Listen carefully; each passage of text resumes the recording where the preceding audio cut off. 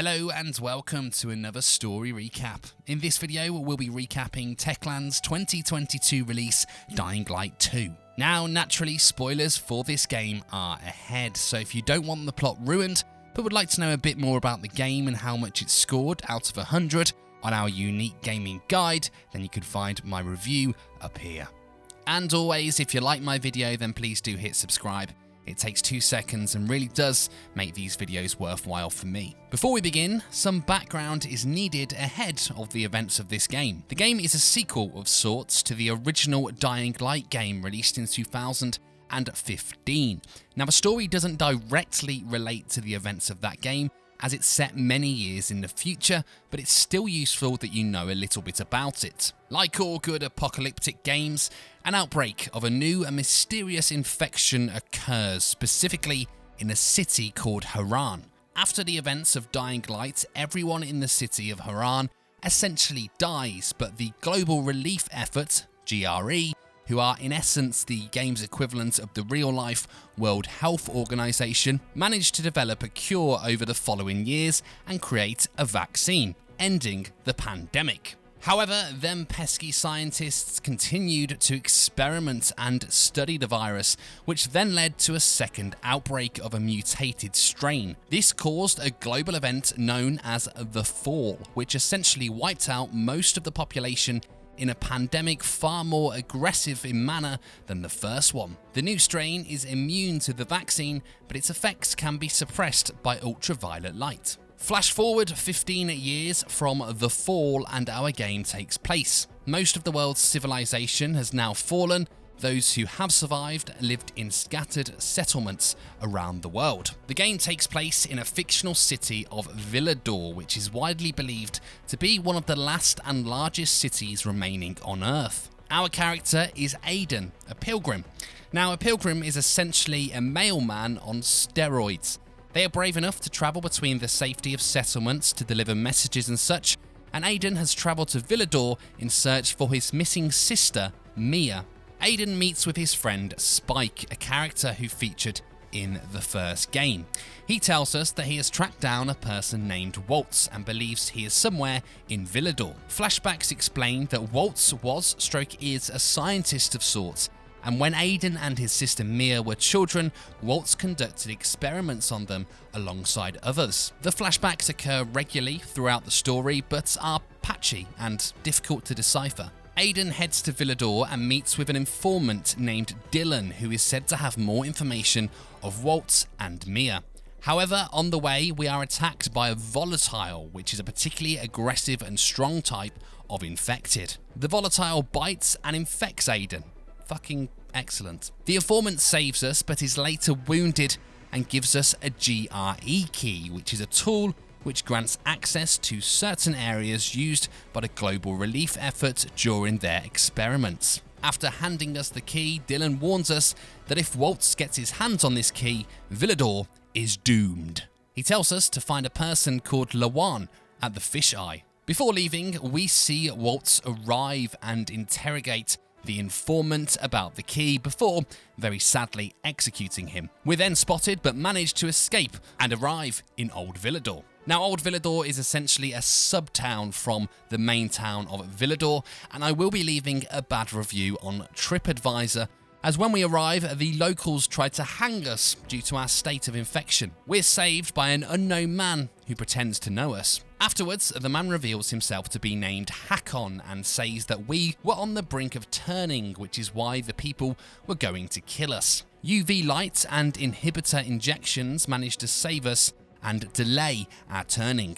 Hakon explains that we need to get a biomarker, which is a wrist accessory which is linked to a person's bloodstream and shows a person's infection status. That can help show others if someone is about to turn. Hakon also explains that tensions are high as Lucas, one of the peacekeeper officers, was recently murdered in Villedor. The peacekeepers are one of the game's factions, striving for order and peace through control. A bit like local law enforcement, but a little bit more shadier, if that's possible. Due to the murder, the central district of Villadore is locked down, but Hakon agrees to help smuggle Aidan into the central loop. First, he helps Aidan acquire a biomarker. Sorry about this. What? Sorry about what? In the meantime, we meet another faction, the Survivors, led by Carl and Sophie. We also meet Ator, who is one of the Peacekeeper officers. Ator asks for our help in assisting to find Commander Lucas's killer. In return, he will help us get past the blockade. Eventually, we are pulled into the ongoing conflict between the Survivors and the Peacekeepers. Sophie also promises to help us into the Central Loop if we help them with their fight. With the help of a mad scientist known as Alberto, we blow up a nearby Peacekeeper camp, freeing the area of the Peacekeeper influence. A short while later, inside Sophie's brother Barney's home, we find a piece of skin remaining to Commander Lucas, suggesting that Barney and Sophie are behind the murder. They both deny it, obviously. Before we can inform Ator, we meet with Hakon again, and he is injured by a nearby sniper. During his agony, Hakon reveals that he killed Commander Lucas and tried to blame it on Sophie and Barney. He also states that he killed him on the orders of Waltz. Furious about his betrayal, Aidan has the option to help Hakon or leave him to an agonizing death. Purely because he saved my life earlier, I helped him. We chase after the sniper and remove the mask to reveal a woman. Before we have time to speak, the woman says, "See you later." With Sophie's help, we head through a passage which takes us into the Central Loop. However, while there, we run into Ator, who is naturally annoyed at our recent exploits. We apologise and reveal that Waltz was actually behind Lucas's murder. A short time later, Ator and his men capture Waltz before Waltz goes all Chuck Norris on us and knocks us out before taking our Gre key. You're gonna pay for what you've done! A little boy wants to pretend he's a grown-up, but he's no grown-up, just a precious little boy. Flashback to... Waltz can't get the Gre key, remember? Oh shit. When awaking, we are met with some of Waltz's allies, known as Renegades, who are led by a man named the Butcher. We fight them off, and during the fight seem to turn and momentarily possess superhuman strength before blacking out. We continue and find Waltz using the Gre key on a nearby terminal. At first, Waltz doesn't seem to recognize Aidan and expresses his surprise that he is one of his former test subjects. However, when Aidan mentions Mia, Waltz changes his stance. What have you done to Mia? Aiden, you're alive. Before we can converse more, Waltz is shot by an arrow fired by the mysterious sniper from earlier in the game, who arrives and tells us to run. While we retake the Gre key, Waltz goes all Incredible Hulk on us, and naturally, Aidan is like, well, yeah, fuck that, and legs it. We get to safety, and the mysterious sniper reveals that she also was one of Waltz's subjects. We also learn that her name is Lawan, the very same person Dylan told us to find earlier in the game. Don't you love it when a plan comes together? Strangely, due to Waltz's meddlings, the power to the city begins to turn on, having not done so for 15 years. We head to the Fish Eye Bar, and Lawan introduces us to Frank, a former Night Runner, which is an old and now defunct group that used to help people around the city. Frank, however, is now a broken man, driven to drink by a former tragedy, and isn't interested in Lawan and Aidan's news about Waltz and the Gre key. Moments later, Renegades attack the Fisheye, and Aidan and Lawan are forced to save Frank. The Peacekeepers show up just in time and save Aidan.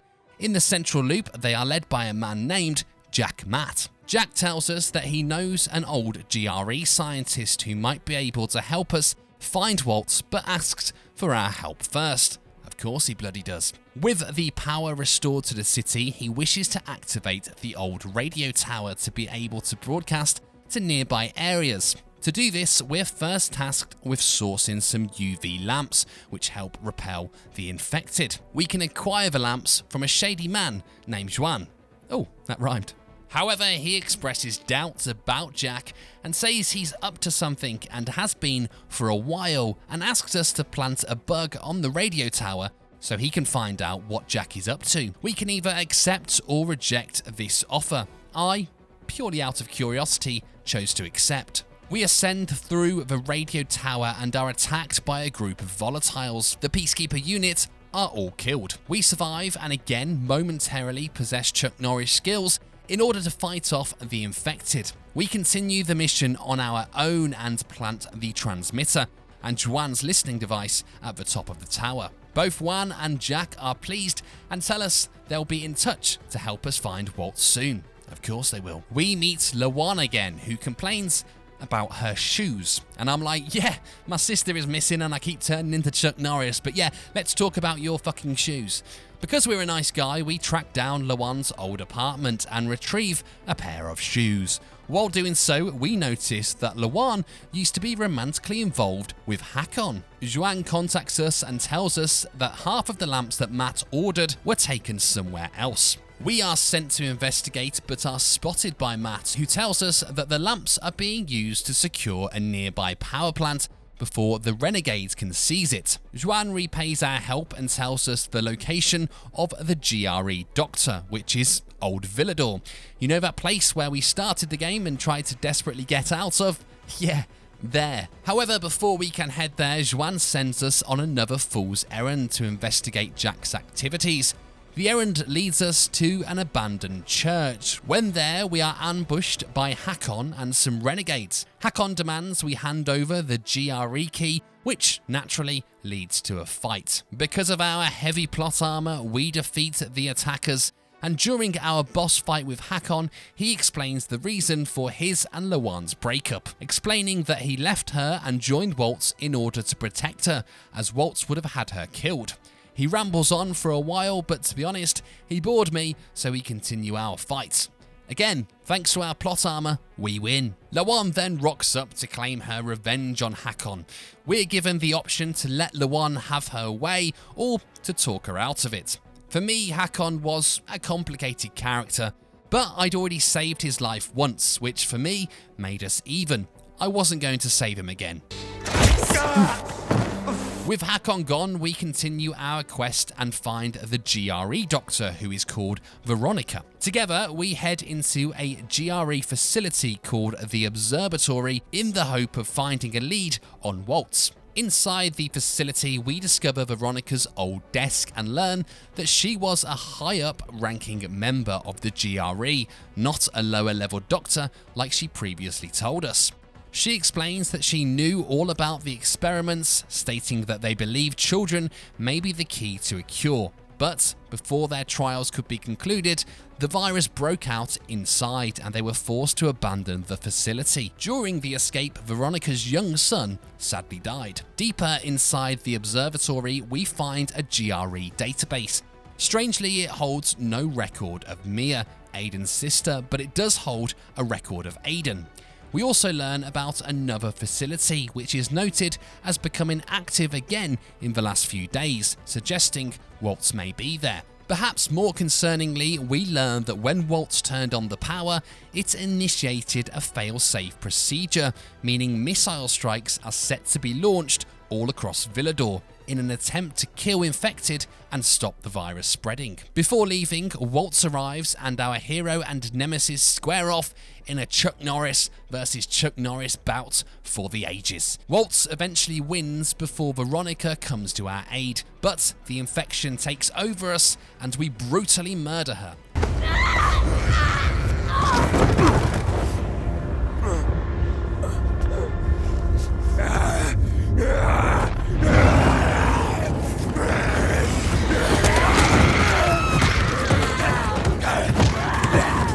Thank you for your help, Doctor. We come round and are horrified at what we've done. Waltz reappears and takes the Gre Key before we see the first missile strike land. Sometime later, Lawan arrives and helps us out of the debris and to safety.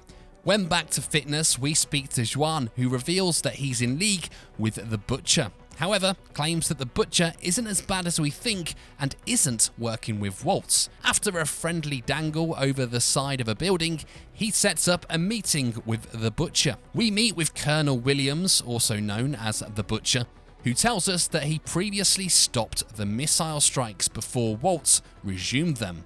Not wanting to see Villedor destroyed, he tells us that Waltz is at a GRE facility called X13. Exploring the facility, we learn that it was designed to be a survival shelter for GRE officials and is full of stockpiles of supplies. Aidan also realises through multiple flashbacks that X13 is actually the place where he was experimented on as a child. We find and confront Waltz, who reveals the plot twist. Mia is not our sister. She is in fact Waltz's daughter, who is infected and he has been trying to cure for the last 15 years.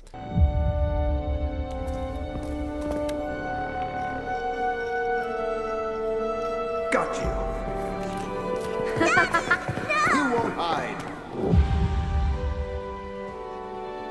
I was looking for a cure. For her, for everyone. With your help. Yes. Now leave while you still can. That's why I need this key. The X13 facility is essentially keeping Mia alive, while Waltz can find a cure. But with the facility being operational, the missiles will launch. Basically, Waltz is choosing his daughter over the entire population of Villedor. Aidan and Waltz engage in one final fight, with both of them using their superhuman strengths. Eventually, and it was a fight which took several tries, Aidan wins and Waltz succumbs to his wounds. However, during the scuffle, the Gre Key is destroyed. At this point, we reach the end game, where our choices at this point and earlier in the game define our ending.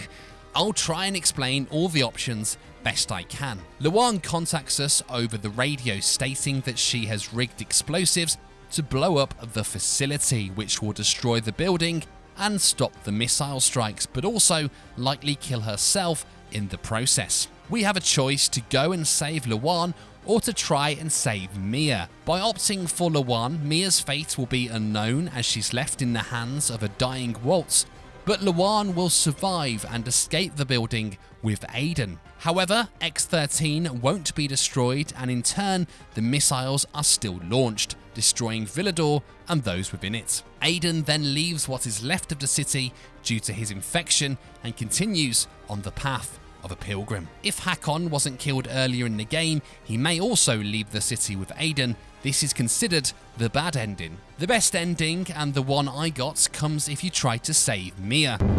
Luan, you're the strongest person I've ever known. I know. Just take Mia and leave. You'll save her, Aidan. You'll find a way. You unplug and carry her out of the facility, which then explodes, destroying the missile launch and saving Villedor. However, Luan sadly dies inside. Although if you told Luan to spare Hakon earlier in the game, Hakon arrives and actually saves Luan, who leaves the city with Aidan at the end of the game. However, in my game, with Hakon dead, Luan joins him. Mia, due to her weakened state and the fact that she's been semi-dead for about 15 years, dies without her life support and is buried peacefully. Villedor falls into the hands of whomever Aidan helped the most in the game, in my case, Juan. Spike, from the start of the game, then shows up at the fisheye and asks for Aidan, and is told that Aidan has left the city. Then he turned toward the horizon and kept on walking. Poor guy. If it wasn't for him, there wouldn't be a single brick still standing in this city. So why didn't he stay? They said he was starting to change, taking a drug that was destroying him. People like him are better off on the road. He either leaves alone or with Luan, depending on her status. And that's what happens in Dying Light 2. Don't forget, if you want to see what the game scored on our unique scoring guide, then click up here. And for more reviews and recaps just like this, please hit subscribe.